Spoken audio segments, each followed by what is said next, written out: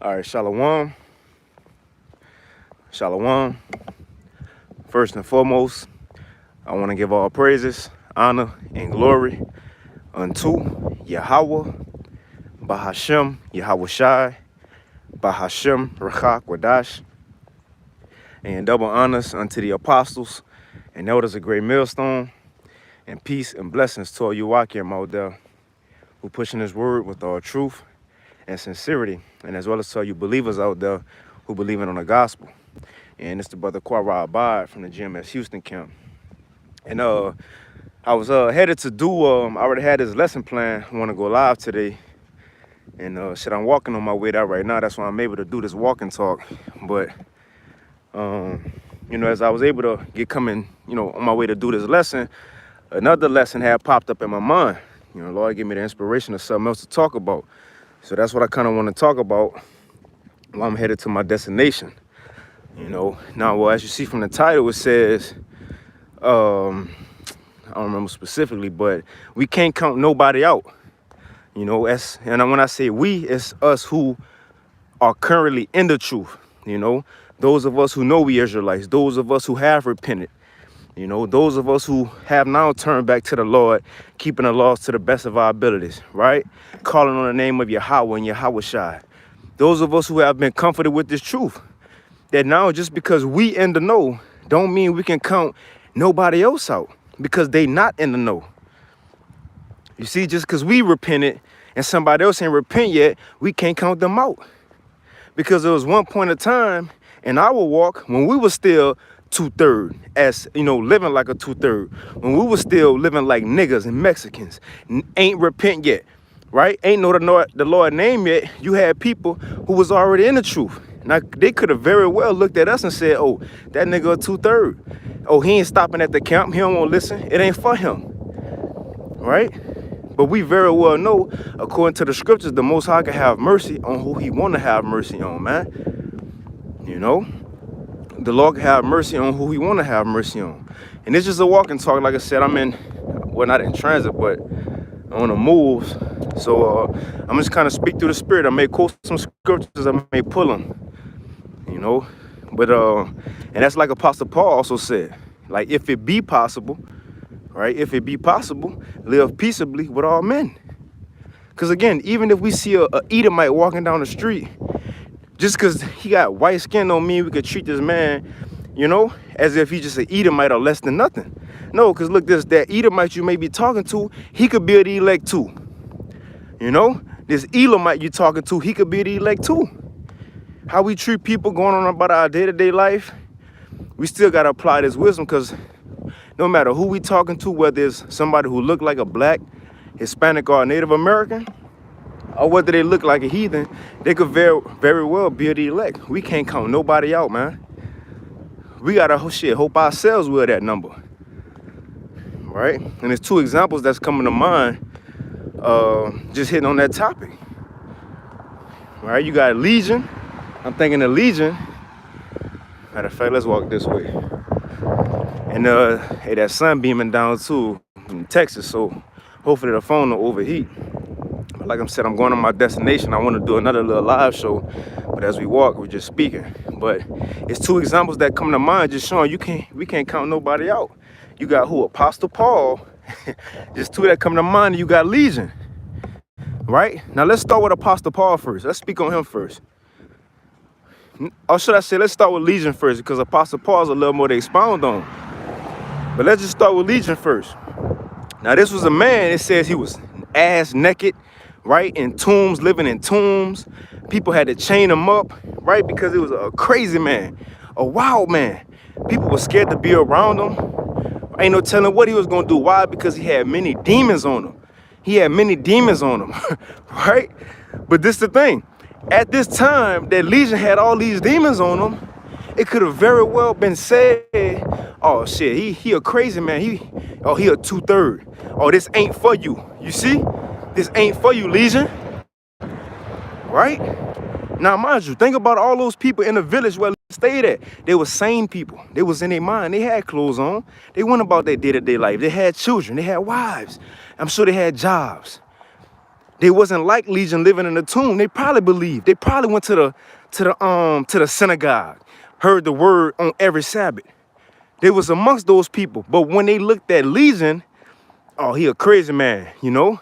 When they walking with their children, passing by the tomb, probably holding their children's hand to hurry up and get away from where Legion was. The point is, when Yahushua came to that coast, guess who the only person he healed in that coast? The only person Yahushua healed in that coast was Legion, man. Because after that, everybody else got scared of Yahushua and told them to get out of there, leave. So out of all those people who was in their right mind, right, who was going about their day-to-day life, thinking they really believed, going to the synagogues, guess who the Lord came here out of all of them? Legion. Legion, man. Took many spirits off of them. And then look, it said, before Yahushua healed Legion, it says he was ass naked and out of his mind. But after he got healed, it says he was clothed, sane, and sitting at Yahushua's feet, asking Yahushua to follow him. Now again, who would have ever thought that Legion, out of all those people there who seem regular people, outstanding, seem like regular outstanding people, the Lord called Legion though, to heal, to believe. Then he said, go tell everybody what I did for you. The point is, how many of them would have ever thought Legion would have been shown mercy over them? The point is, we can't count nobody out. You see? We can't count nobody out. We don't know who 2/3. And just because people don't believe on a message, as soon as we tell them, don't mean they never gonna believe. You see, I might post up at this little spot, a little duck off. You know? But, right, just because somebody don't believe the first time they hit a word, don't mean they not gonna ever believe. Go to Apostle Paul. And I'm so tempted to start reading. Hold on, I might. Let's post up right here for a little bit. Let's read this real quick, because I got another phone on me. Let's read, I think it's Acts 8. Now listen, when you read about Apostle Paul, the first time he heard about Yahushua, when he got knocked off his horse, right? When Paul got knocked off that high horse, that wasn't his first time hearing about Yahushua. He heard about him already. So why is it that the time he got knocked off the horse, that wasn't his first calling. That wasn't his first calling. Paul heard the message before. The thing is, he denied it at first. You see? We're going to read it. He denied it at first. Or the same thing, we may have family members who we try to tell the truth to. Guess what they do? They deny it at first. They say, you know, they don't believe that. That wasn't what they was raised up to hear or to believe. Just like Paul, he wasn't raised up to believe on Yahweh. Well, you know, it was in his spirit, but he wasn't raised up to believe on a man to be sent to save Israel as that. No, he was a Pharisee. That's what he grew up knowing and learning. So it was strictly the law, right? The Most High Yahweh and the law. So when he first heard about Yahushua, just like all those other, the wicked scribes and Pharisees, Paul denied Yahushua as well, man. You see, he denied Yahushua as well. So we may have family members who, when they first heard it from us, they deny it. We sent them the video that we woke up to thinking they're going to wake up and they ain't ever respond back to you. Right? They ain't ever respond back to you. The point is, even though they didn't believe at the first, don't mean you can count them out. Because everybody, I'm going to say this, I'm going to read this real quick. Everybody not fortunate enough as the Lord blessed us with this opportunity. Everybody not fortunate enough to believe on this truth just from hearing the word. Consider that. I'm going to say Selah. Selah, you know, at the end of some of David's Psalms, he said Selah. You know, S-E-L-A-H, which when you go into that word Selah, is think about that, right? Think about that. Pause for a minute and think about what was just said, man. You see?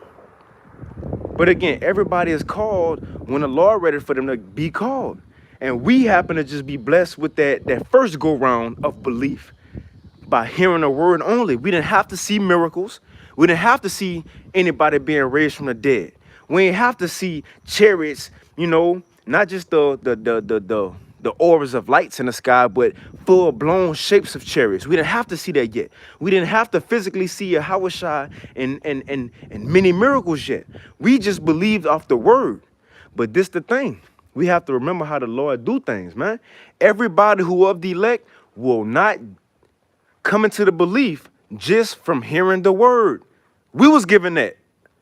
You see? We was given the opportunity to believe just by passing by camp and stopping to see what these men talking about.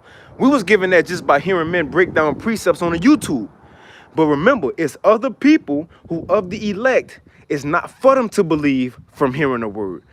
It's written in their story that once they see a miracle, that's when they gonna believe. It's written in their story that once they see somebody being raised from the dead, once they see, the terror of the Lord in these days to come, then they gonna believe, man. Then they gonna believe. So again, we can't count nobody out because it may be some of our, I'm gonna keep walking, it may be some of our, I want a little bit of that sun, you know?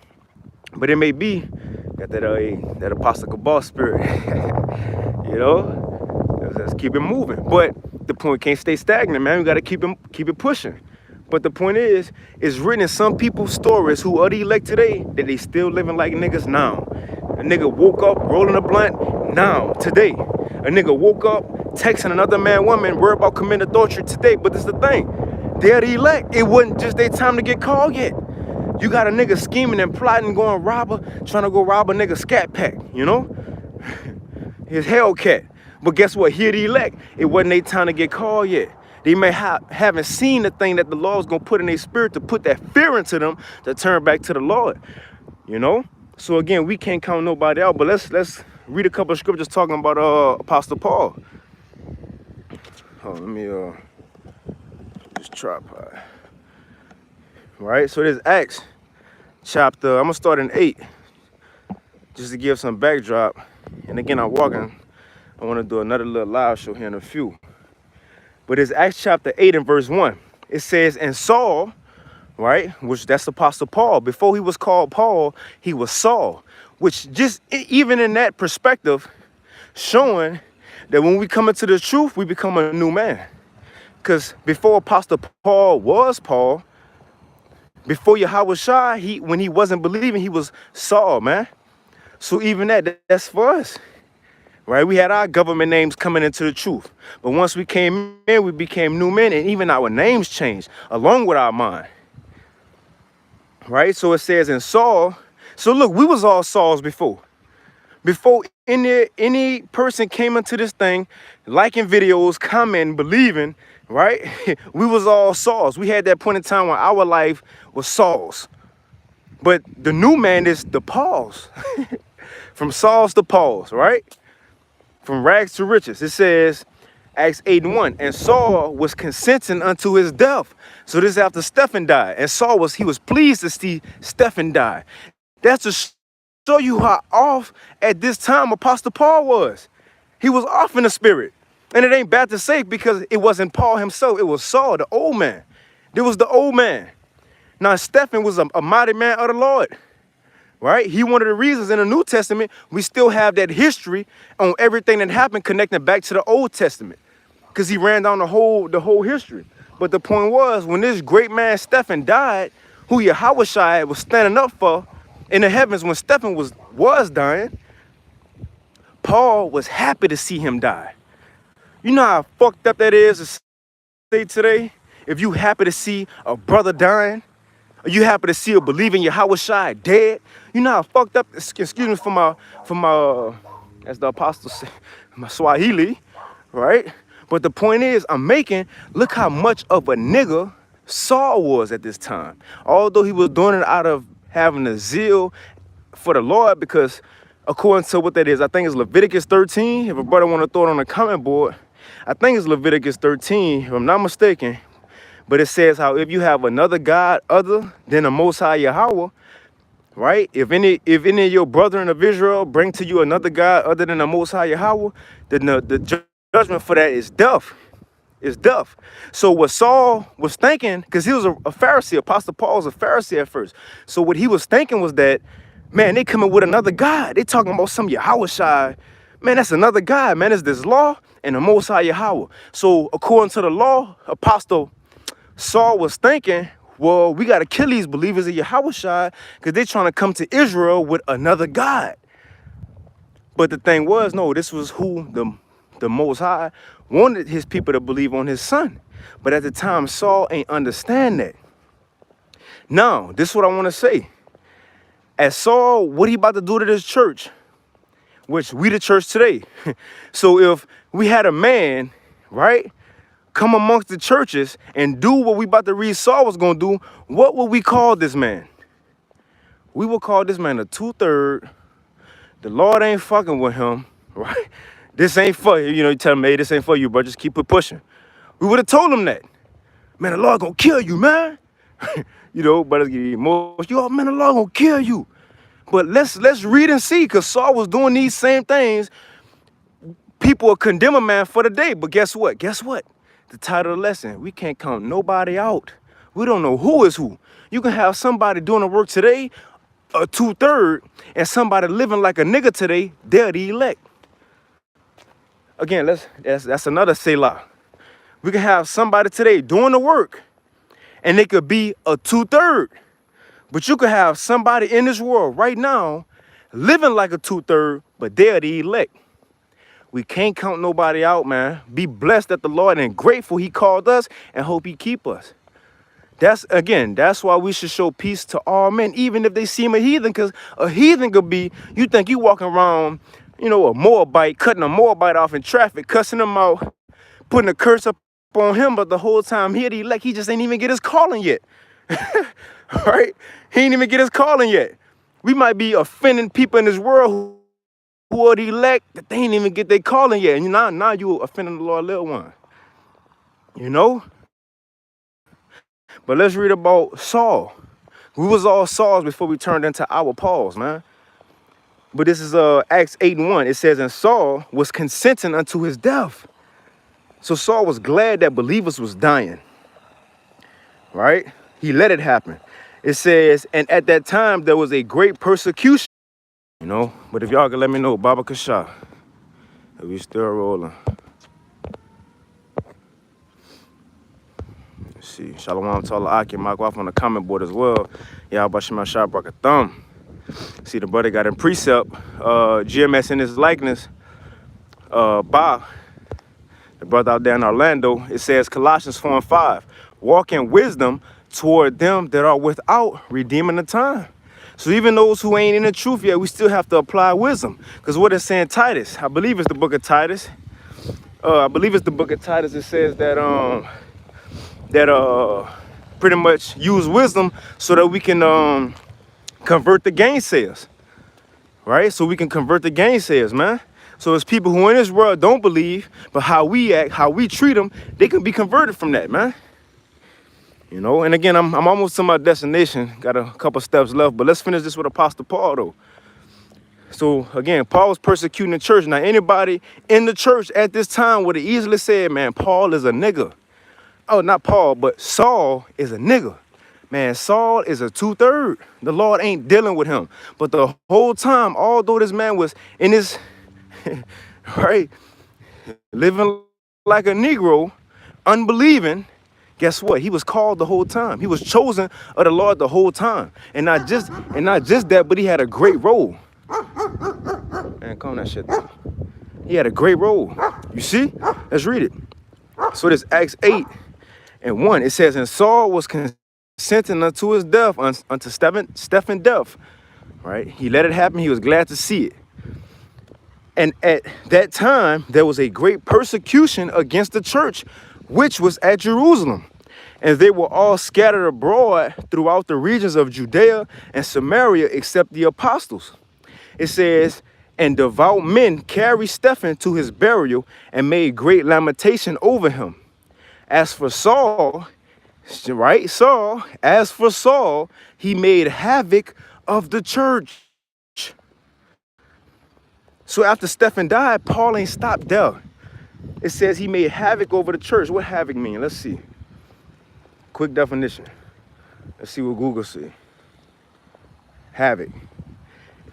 Quick Google says widespread destruction, devastation, destruction, damage, desolation, deprivation, right? Ruin. So this was Paul was doing to the camps. Think about that. Paul going to San Francisco and throwing brothers in jail there. And he go to, different camps and kill that brother, kill his brother, throw this woman in jail. That's what he was doing. Let's go back. It says, as for Saul, Acts 8:3, he made havoc of the church, entering into every house and hailing men and women, and committed them to prison. So he was throwing them in a jail, men and women who believed in Yahushua, right? Now let's go to chapter 9, just to show we can't count nobody out, because this man was doing all that. But in the next chapter, it was going to be told, hold on, this is a special vessel of mine, though. I know he was doing all that, but I chose him before the world was. He ain't even come to his calling yet. So some people, we may think 2/3 are family members who don't believe. It ain't that they don't believe. They didn't just get called yet. That's it. It was a time when we probably could have been told about the truth and didn't believe. It ain't that we didn't believe. We just didn't get called yet, man. You see? And like I spoke last week, I had an encounter with IUIC a while back. Me and my homeboys. I'm getting to my destination, but me and my homeboys, before I came into the truth, we were standing by going to the Galleria out here in Houston. IUIC was teaching, and everybody was shaking their head, but I was nodding like I agreed. But the thing was, I kept walking. And the people in IUIC could have said, "Oh, see, no, them men ain't believe." It wasn't time for us to believe. We just ain't get called yet. So. Right, but let's go to Acts 9, right? Just to see the after effect of somebody who seemed like a 2/3, but they actually are the elect. It says, Acts chapter 9 and verse 1, and Saul, he was still Saul. It says, and Saul, yet breathing out threatenings. Matter of fact, I'm gonna go around. I want to go to the other side. I like the other side over there. It says, and Saul, yet breathing out threatenings. So Saul was still coming at the church. It says, and slaughtered against the disciples of the Lord. So he was killing them. It says, breathing out threatenings and slaughter against the disciples of the Lord, went up to the high priest and desired of him letters to Damascus, to the synagogues, that if he found any of this way, whether they were men or women, he might bring them bound unto Jerusalem. So Paul was, he was getting letters signed, right? Going to the ruler set in place at that time. You see? Want to go set men and women in jail who believed on the Lord, man. But it says, and as he journeyed, he came near Damascus, and suddenly there shined round about him a light from heaven. So on his way to persecute the church, on his way to not believing, on his way to not being of the elect, as we will call him. Let me see, I'm gonna stay on this side, right? It says what? And as he journeyed, he came near Damascus, and suddenly there shined round about him a light from heaven. So this was his calling. And he fell to the earth and heard a voice saying unto him, Saul, Saul, why persecutest thou me? And he said, who art thou, Lord? And the Lord said, I am Yahushua, whom thou persecutest. It is hard for thee to kick against the pricks. So this was Saul calling. Now, mind you, he was persecuting the church the whole time, but the whole time he was of the elect. Now, mind you, he was persecuting the church the whole time, not caring about Yahushua, not believing, but the whole time this man was killing his fellow believing brethren and sisters, he himself was of the elect, man. Think about that. So it may be you told your father, your mother, they ain't believe. That don't mean they not of the elect, man. You told your brother, your sister, your cousin, right? Your children, they ain't believe. That don't mean they not of the elect. It may be they one of the ones who have to see a miracle first to believe. Saul, he had to get knocked off his horse. Yahushua had to come to him in divine intervention first before he could believe. He ain't just believe by hearing the word, man. And we talking about Apostle Paul, who the majority of the New Testament is written by. A man who didn't believe. A man who didn't believe at all, but had to see and believe through miracles, wrote majority of the New Testament confessing his belief. Come on, man. So the point is, even in that, just like Paul, it could be people now who don't believe now, but they greater than some people who are already in the truth. Let's say that again. That's another Selah. That's another Selah. It's people who haven't got their calling yet, who don't believe in this truth yet, but in the heavens, they are greater in position than people who are already in the truth, man. Come on. If it's too far-fetched, then why are we reading about Saul? It was people who was already in the truth, and as Paul was persecuting them and killing them, Paul had a greater position than some people who was already in the truth, man. Let's read it. I'm to my destination, but we're going to finish reading. It says, verse 3, Acts 9:3, and as he journeyed, he came near Damascus, and suddenly there shined round about him a light from heaven. And he fell to the earth, and heard a voice saying unto him, Saul, Saul, why persecutest thou me? And he said, Who art thou, Lord? And the Lord said, I am Yahushua, whom thou persecutest. It is hard for thee to kick against the pricks. And he, trembling and astonished, said, Right, hey, in the day of thy power, thy people shall be willing. Well, in the day Paul seen his power, his divine intervention, from that point on, he was willing. Some people may need to be willing, or some people will be willing after the power. Everybody not willing just from hearing the word, man. It says, and he said, Lord, what will thou have me to do? And the Lord said unto him, So, Lord, what you want me to do? Well, Yahushua said unto him, Arise and go into the city, and it shall be showed thee what thou must do. And the men which journeyed with him stood speechless, hearing a voice, but seeing no man. Because it wasn't they calling. They heard, but they didn't see it, though, like Paul. They didn't get it like Paul, because it wasn't they calling. It says, And Saul arose from the earth, and when his eyes were open, he saw no man, but they led him by the hand and brought him to Damascus. It says, in 3 days without sight, and neither did he eat nor drink. Now check it out. So that's Paul coming into his conversion, right? Coming into his conversion. And that's just like us, because he was Saul, but in his transformation, it says he was without sight. That's just like us. Once we leave that old man, and it's time to us to transform into this new, we don't have nothing to say, right? We need to be taught again. We need to be, so Paul in this point, he just need to be quiet and be taught again. You can't see. You don't know what you're talking about. You need to be taught again. So we always in this point of being blind after we realized we had this, or realized the truth, right? We ain't know nothing. We just had to shut up and be taught, right? And which we know be taught by who? By the apostles and elders of Great Millstone. But the point was, Paul was in this stage right now. He was blind and shut up for a reason, because you don't need to say nothing. You was wrong. You was wrong. Now just listen and be quiet and come into your real position, man, what you here for. Come on. It says, and the Lord said unto him, Arise and go into the street, which is called, oh no, I skipped the whole verse, verse 10. And there was a certain disciple at Damascus named Ananias. Now, this is a man who already in the camp. He already in the truth. He go out to the highways and hedges, you know, modern times he do his lessons. He posts them on YouTube. He got, GMS in front of his name already, right? If you don't, you know, if he may be, you know, men of valor, but he give double honors to the apostles and elders of Great Millstone. He know where the truth at. But this the point. This is a man who already understand what's going on. He in the truth. Now, let's see what's his response to Saul, a man who not in the camp, a man who the people in the camp thought was a nigga, thought was a 2/3, or the Lord gonna kill him, because look what he doing to the believers.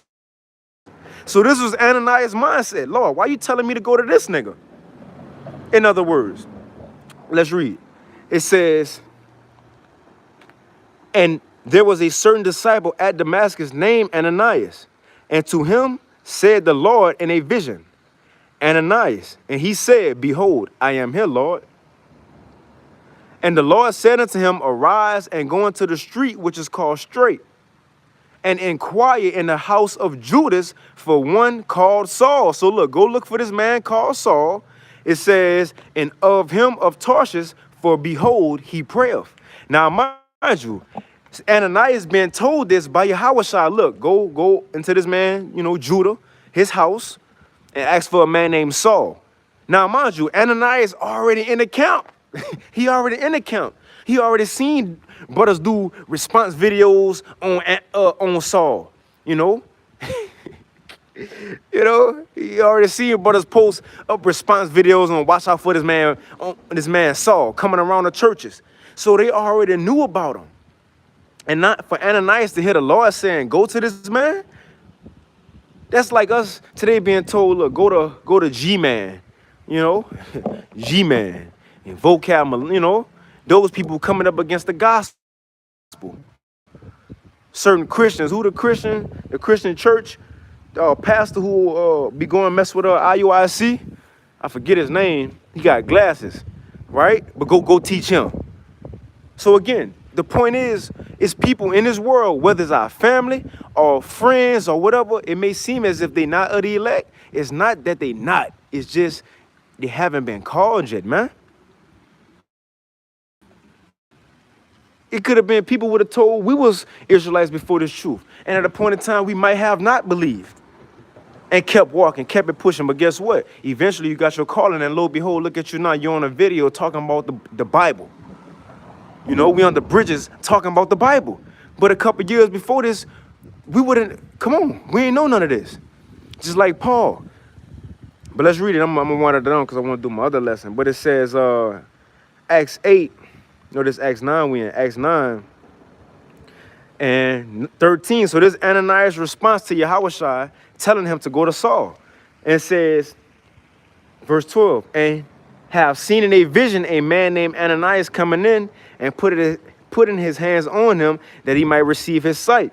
And then Ananias answered and said, Lord, I have heard by many of this man. Lord, I heard all the brothers talk about this nigga already. Lord, I seen a brother do a response video on Saul already. Right? I seen brothers over there throwing up curses on Saul already. And it says, Lord, I have heard by many of this man how much evil he have done to thy saints at Jerusalem. And what the scriptures say, the Most High says, touch not my anointed and do my prophets no harm. Again, the Lord said the most, not Yahushua, Lord, Yahweh, that Lord, the Most High. He says, touch not my prophets, touch not my anointed and do my prophets no harm. The point is, Saul was doing just that. He was doing just that, so it would seem as if he shouldn't get no mercy from the Lord, man. Because he killing the prophets, he killing the believers, he touching the servants of the Lord. But even after all that, after him seeming as a two-third, as a nigga, a flat-out nigga, this is what Yahushua got to say about him. It says, and here he have authority from the chief priest to bind all that call on your name. So Ananias was like, look, Lord, he killing us and he got authority to come throw us in jail. It says, verse 15, but the Lord said unto him, go thy way, for he is a chosen vessel unto me. Come on, man.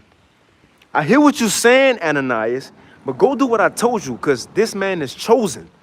This man is a chosen vessel unto me. What is you talking about? And really, Saul, so look, check this out. Ananias was complaining about Saul, but in his true order, Saul had a greater portion than Ananias. Mind you, Ananias was in the truth already. He was believing already. He was in the camp already. But this man Saul, who was acting like a two-third killing the believers, when he was going to come into the truth, his portion was way greater than what Ananias was doing already. Way greater than what most men was doing already, man. You see? So it ain't about what time you wake up, it's if you wake up or not, if you are the elect or not, man. We should hope we're the elect, we're that number. Because the Lord can have a man come into the camp, and the whole time you're doing this, you're not of the elect. But he can have you out here wilding out in the world, and the whole time you of the elect. What is saying in Romans 9? Let's get that real quick. First, let's finish this. Romans 9, before I forget, I'm going to quote it. But Moses said, he was told by the Lord, the Most High said, look, Moses, I'm going to have mercy on whom I'm going to have mercy on. You see? And it said, look, it ain't up to him who will or to runneth, but unto the Most High who showeth mercy. So it ain't up to none of us, man. It may be people we don't even give a chance. Guess what? That man's special in the eyes of the Lord. Special in the eyes of the Lord, man. But it says, but the Lord said unto him, go thy way. Look, I ain't asked you to respond, Ananias. Go your way. Go ahead, man. Go thy way, for he is a chosen vessel unto me. To do what? To bear my name before the Gentiles and kings and the children of Israel, for I will show him how great things he must suffer for my name's sake. Ananias, you don't have nothing to say. Really, this man over you. Go your way, because he got a great task that I have for him. What you got to say about it? This man got a great task. Although he a nigga now, he a 2/3 now, he an old man, not as far as age, but in morals, he's an old man now. But look, eventually my truth gonna change him. That's what Yahawashi role is. He changed us to be conformed to his likeness, man. It ain't about how he is now. This ain't the Christian church, come as you are, right? You could come as you are, but the Lord will demand us to change. You see? You had the woman who committed adultery, Mary Magdalene. She committed adultery. But what was Yahawashi's last words to this woman? Go and sin no more. Don't do that shit no more. Now you know me. Now I showed you mercy. Do what I do. You see? So a lot of people ain't blessed like we were to hear the word and believe just by hearing. Some of our family members, some of our friends, some of our co-workers, right? Some heathens. Because we don't know who heathens and who Israelites. Don't matter how they look. The point is, just because they hear the word once and don't believe, don't mean they're not of the elect, man. You see, do not mean they're not of the elect. Everybody wasn't given that ability to believe without seeing. Even Thomas. Thomas the apostle. All the other 10, right? I'm going to say 10 at the time. It was 10 because Mattathias wasn't chose yet. To be an apostle. Judas was dead, and Thomas was 11, would have been 11, so the other 10, because Thomas wasn't there. So when the other 10 seen Yahawashi was still alive, guess what they told Thomas? Man, we seen the Lord. He said, man, I don't believe that. I don't believe that. Even Yahawashi felt some type of way like, Thomas, you talk about you ain't believe. I'm here, touch me, man. You believe in Thomas because you see. But blessed are those who have not believed, who have believed, and yet they don't see. The Lord blessed us with that ability to believe without having to see, without having to have tangible proof. Everybody not giving that. Some people, as it says in Psalms 10, thy people will be willing in the day of thy power. Some Israelites is written in their story that they're going to be willing and believe and conform to the Lord once they see the power or once they get fear into them, man. And Apostle Paul was one of those men. Fear was struck into him when he was knocked off his high horse. You know, but right. So let's just read on. It says in 17, and Ananias went his way and entered into the house, putting his hands on him and said, Brother Saul, not your brother, not your brother. So just look at that quick, how quick that went. As quick as somebody was a 2/3 nigga, you ain't even want to talk to him. Now he could be your brother, in the truth with you, bringing it out with you, man, believing with you, your father, your mother, your brother, literal biological brother. Right? It could be a point in time when they didn't believe, but eventually, guess what? They right along with you believing. Hey, you got a testimony that I see Lamar the Mouth. I don't know if that brother's still on the comment board. I see he was on there earlier. But Lamar the Mouth, his brother Alawap. Now, a couple weeks ago, the brother Alawap, he was just Duke to us. That was his name, Duke. Right? Duke. But over time, I remember when the brother Lamar Amath out here in the Houston camp with me. Now, if you're on the comment board, yeah, you could, testify yourself, but back me up. But when Lamar came into the camp, his big brother, hey, well, shit, that's my big brother too, but he ain't believe. I was over there going to Lamar's house.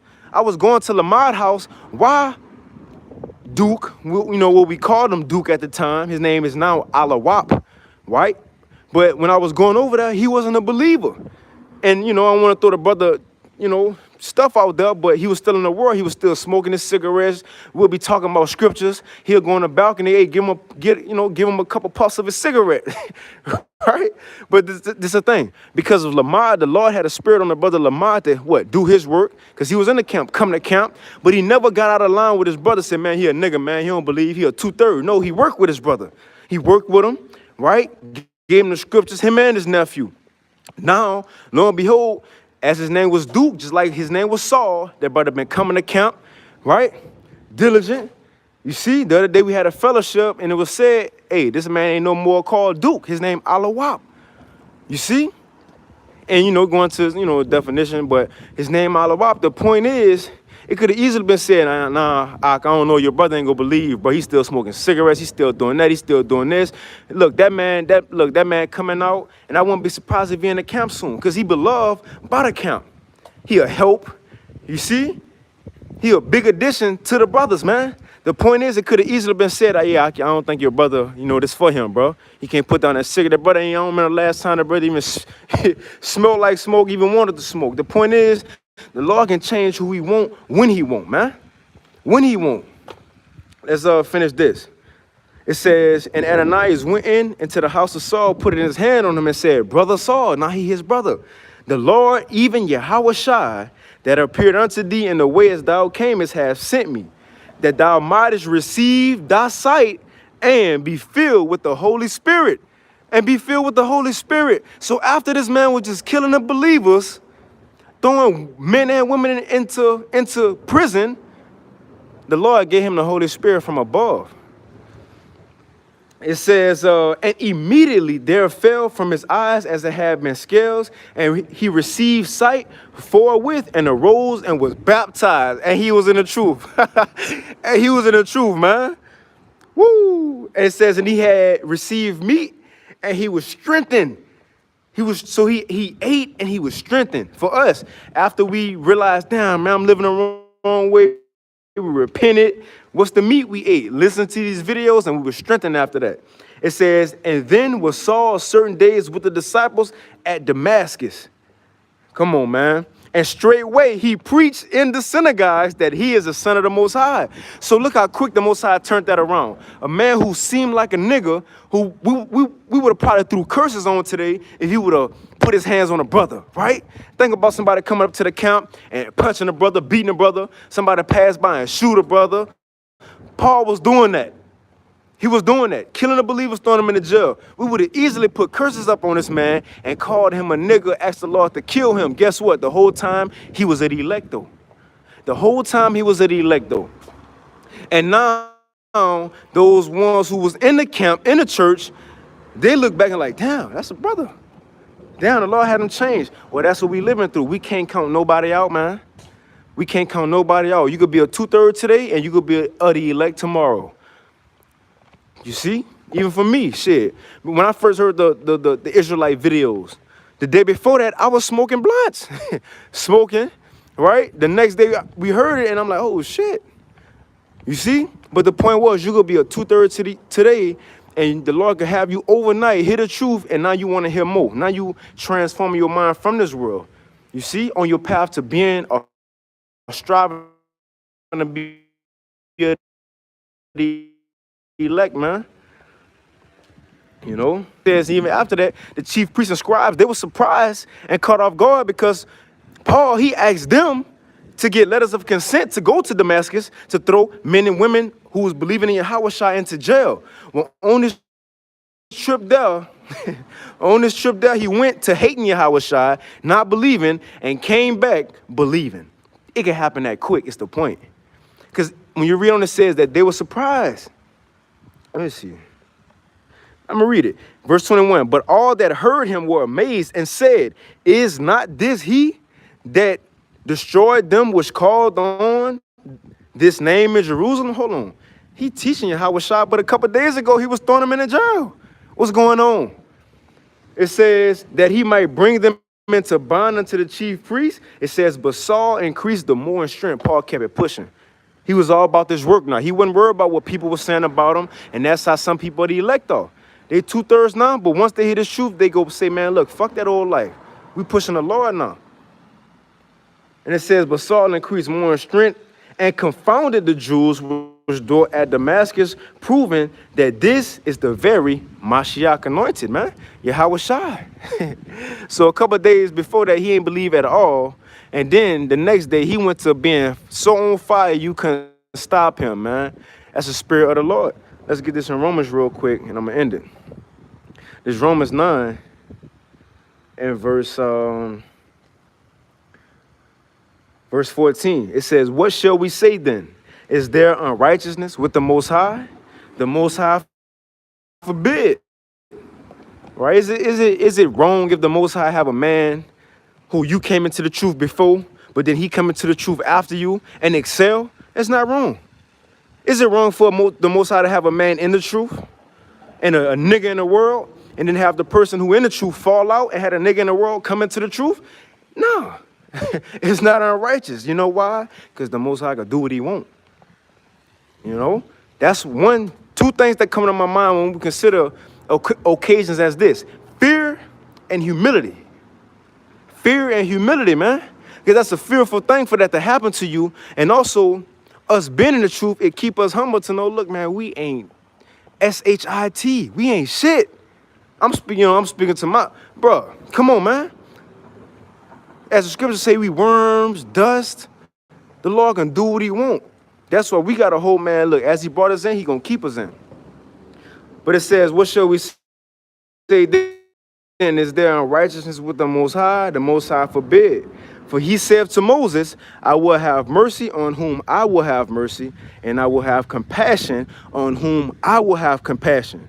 So then it is not of him that willeth, nor of him that runneth, but of the Most High that showeth mercy. It ain't up to a man what a man do with his life, or how he doing his life. It's up to the Most High whether he gonna show mercy to that man or not.